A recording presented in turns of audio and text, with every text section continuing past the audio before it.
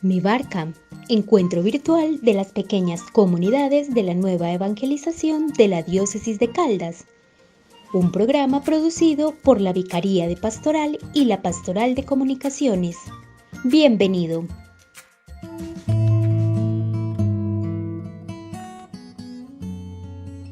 Es una nueva oportunidad para seguir navegando en la barca de Jesús. Es una nueva oportunidad para que como hermanos avancemos en el conocimiento de Él y sobre todo en este tiempo de Cuaresma que nos convoca. Bienvenidos.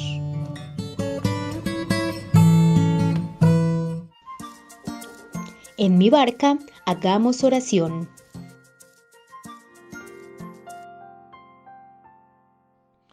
Espíritu Santo, amor del Padre y del Hijo, visítanos hoy con tu sabiduría e inteligencia espiritual. Ilumina los ojos de nuestro corazón para que podamos comprender el sentido de las Escrituras, el mensaje que Jesús Maestro Verdad nos quiere comunicar en este día.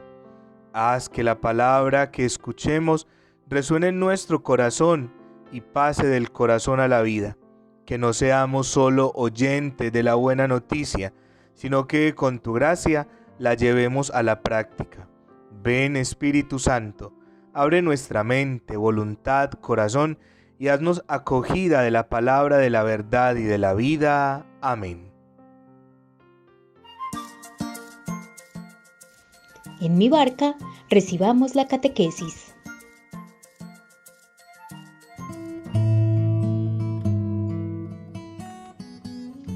Quisiera proponerles en este momento de formación que trabajemos un poco la carta encíclica del Papa Benedicto XVI, que nos hablaba precisamente de la esperanza, Spe Salvi, salvados en la esperanza. Y sobre todo porque hoy más que nunca los creyentes, los cristianos, necesitamos fortalecer nuestra esperanza y encontrar razones para mantenernos firmes en ella. Recordemos aquello que el apóstol San Pablo nos dice en la carta a los Romanos, en el capítulo 8, versículos 24. En la esperanza fuimos salvados. Y encontramos en todo el Antiguo Testamento hombres y mujeres que mantuvieron firme su esperanza.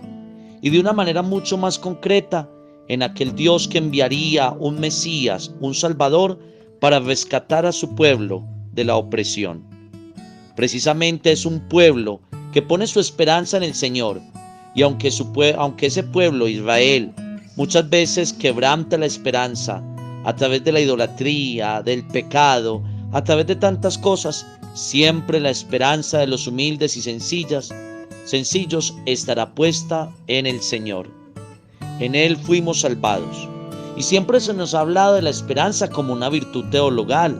En la tradición católica siempre nos han recordado aquello que nos dice la palabra: la esperanza no defrauda, nuestra esperanza en el Señor. Mis queridos hermanos, como dice el Papa Benedicto en esta carta encíclica, se nos ofrece la salvación en el sentido de que se nos ha dado la esperanza, una esperanza fiable, gracias a la cual podemos afrontar nuestro presente. El presente, aunque sea un presente fatigoso, se puede vivir y aceptar si lleva hacia una meta, si podemos estar seguros de esta meta y si esta meta es tan grande que justifique el esfuerzo del camino. Qué buena luz encontramos aquí, dada por el Papa Benedicto XVI. Cuando nosotros tenemos metas claras, nuestra esperanza va a permanecer más firme. Cuando perdemos las metas, podemos caer en la incertidumbre, en la desconfianza, en la desesperación, en la desesperanza. Nosotros también tendríamos que recordar hoy, como lo dice el Papa Benedicto XVI, que la esperanza y la fe están íntimamente unidas. La palabra esperanza es una palabra central en la fe bíblica. Aún es inseparable la fe y la esperanza, hasta el punto de que en muchos pasajes las palabras fe y esperanza parecen intercambiables. Por ejemplo, la carta a los Hebreos une estrechamente la plenitud de la fe con la firme confesión de la esperanza. Esto lo podemos ver de una manera así clara y directa en el capítulo 10 de la carta a los Hebreos. También cuando la primera carta del apóstol Pedro exhorta a los cristianos a estar siempre prontos para dar una respuesta sobre su esperanza. Pablo, también en la carta a los Efesios, nos recuerda cómo antes de su encuentro con Cristo no tenían en el mundo ni esperanza ni Dios. Y el haberse encontrado con el Señor ha vuelto para él la esperanza. Él sabía que habían tenido dioses, que habían tenido una religión, pero sus dioses se habían demostrado inciertos y de sus mitos contradictorios no surgía esperanza alguna. En este mismo sentido, les dice a los tesalonicenses: no se aflijan como los hombres sin esperanza. Y hoy también nos puede decir a nosotros: no se aflijan como si no tuviéramos esperanza. Si tenemos al Señor, tenemos nuestra esperanza. Y tenemos que dar razón, respuesta y testimonio de nuestra esperanza. ¿Cómo es que decimos a lo paisa? No dar el brazo a torcer, no tirar la toalla. Desde que tengamos al Señor, tenemos la esperanza. Y sabemos que por más grandes que sean las dificultades o las realidades intenten superarnos, siempre estará el Señor haciendo su obra en cada uno de nosotros. Firmes en la esperanza, firmes en la fe, firmes en el amor. Pero también podríamos añadir que el elemento distintivo de los cristianos es el hecho de que nosotros tenemos un futuro. No es que conozcamos los pormenores de lo que nos espera, pero sabemos que nuestra vida en conjunto no acaba en el vacío, porque nuestra esperanza está en el Señor. Solo cuando el futuro es cierto como realidad positiva, dice el Papa Benedicto XVI en esta carta encíclica, se hace llevadero también al presente. De este modo podemos decir ahora que el cristianismo no era solamente una buena noticia, una comunicación de contenidos desconocidos hasta el momento. El mensaje cristiano no es solo algo informativo, donde se informan cosas, sino performativo. El Señor sigue moldeando en nosotros un espíritu de esperanza.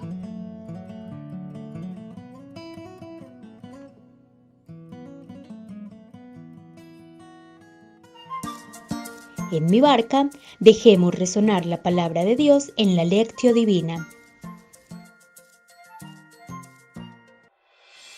¿Qué dice el texto? Escuchemos la palabra.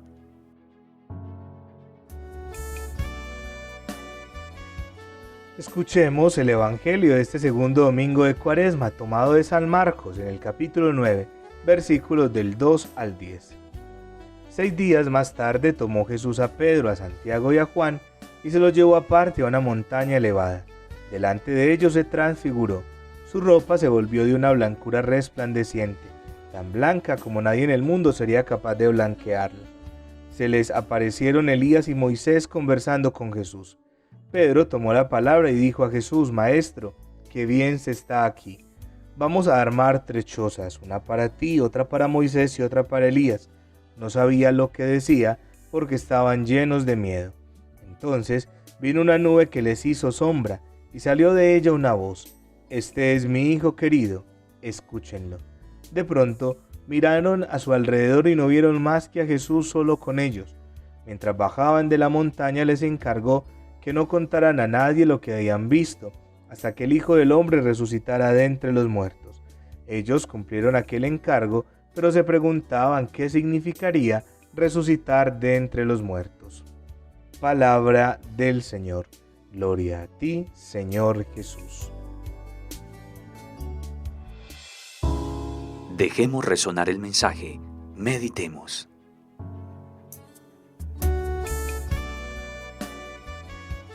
La transfiguración es un misterio riquísimo, de cuya meditación los cristianos de todos los tiempos han recibido gracias siempre nuevas. La Iglesia, además, nos propone este pasaje evangélico en 2 momentos distintos del año litúrgico, en la segunda semana de Cuaresma y en la solemnidad de la Transfiguración, el 6 de agosto. Como si quisiera decirnos que la luminosidad de lo creado es el signo de la luz siempre nueva que se irradia victoriosa desde el misterio pascual. Es así que en este tiempo de Cuaresma recibimos algo de la luz y de la alegría estivas que, sin ahorrarnos nada de la lucha contra el pecado y la tentación, nos dicen que esa lucha debe vivirse con la alegría que nace de la certeza de encontrarnos en el camino juntos, en el camino que, si se sigue fielmente mediante la oración y en su radicalidad, nos lleva a la Pascua. El Señor Jesús, que conoce mejor que nadie el corazón del hombre, quiso preservar a los 3 discípulos y en ellos a todos nosotros del escándalo de la cruz. La transfiguración es una verdadera teofanía, manifestación de la divinidad de Cristo. Cristo, como dejando salir apenas un rayo de su divinidad, ha mostrado a sus discípulos quién es Él y de dónde nacen la verdad de su enseñanza y la potencia de sus gestos. Este es mi Hijo, el amado, escúchenlo. A la manifestación de la divinidad de Cristo corresponde la manifestación de Dios Padre. Por un instante somos introducidos en el misterio de la Santísima e Indivisa Trinidad.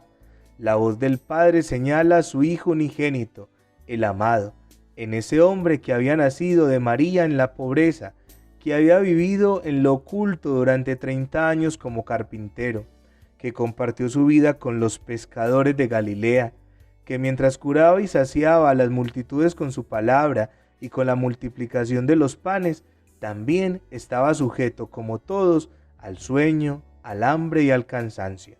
La transfiguración nos enseña que el eterno diálogo de amor entre el Padre y el Hijo ha entrado en nuestra historia humana y cómo, en Cristo, atrae a toda la humanidad hacia esta gloria eterna. En Él se resume todo el cosmos y la historia. En Él se recapitula toda la historia de Dios con Israel. Y de repente, mirando alrededor, ya no vieron a nadie, sino solo a Jesús con ellos. La luz de la transfiguración parecería que dura demasiado poco tiempo. A los ojos de los discípulos queda solo la humanidad de Cristo, como siempre la habían visto. Pero el corazón de Pedro, de Santiago y de Juan, nuestro corazón, está irremediablemente herido y sabe ciertamente que en ese hombre habita corporalmente toda la plenitud de la divinidad. Meditemos con las siguientes preguntas. ¿Qué me llama la atención y qué me hace pensar este pasaje de la transfiguración del Señor? ¿Qué nos está revelando con esto? ¿Qué importancia tiene la autorrevelación que Jesús hace de sí mismo, manifestando su gloria ahí en su transfiguración? ¿Qué le aporta esto a nuestra fe en Él? ¿De qué manera debemos escuchar a Jesús? ¿Qué implicación tiene para nosotros? ¿Cómo debemos relacionarnos con Él para reconocerlo como nuestro Dios y Señor? Oremos con la siguiente canción.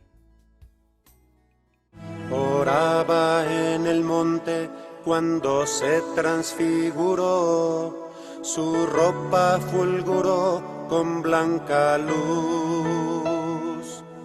Elías y Moisés aparecieron para hablar de su partida de este mundo en Jerusalén, y Pedro quiso hacer 3 chozas para descansar, cuando una nube los cubrió y en ella Dios habló. Este es mi Hijo, mi amado, escúchenlo. Este es mi Hijo, mi amado, escúchenlo. Hagan suyo su camino, el camino de su amor. Síganlo en obediencia por su cruz hasta su luz.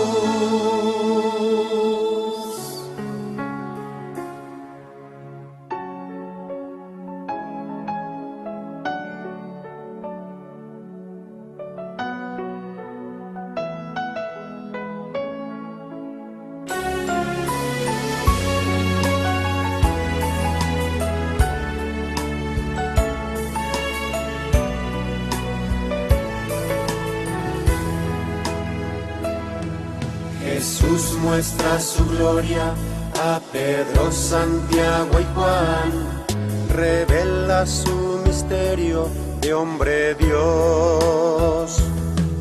No todo acabará en el fracaso de la cruz. Por medio de la muerte se abrirá un reino de luz. No es tiempo de acampar, al mundo hay que transfigurar. Nos vamos transformando en imagen de Jesús. Este es mi Hijo, mi amado, escúchenlo.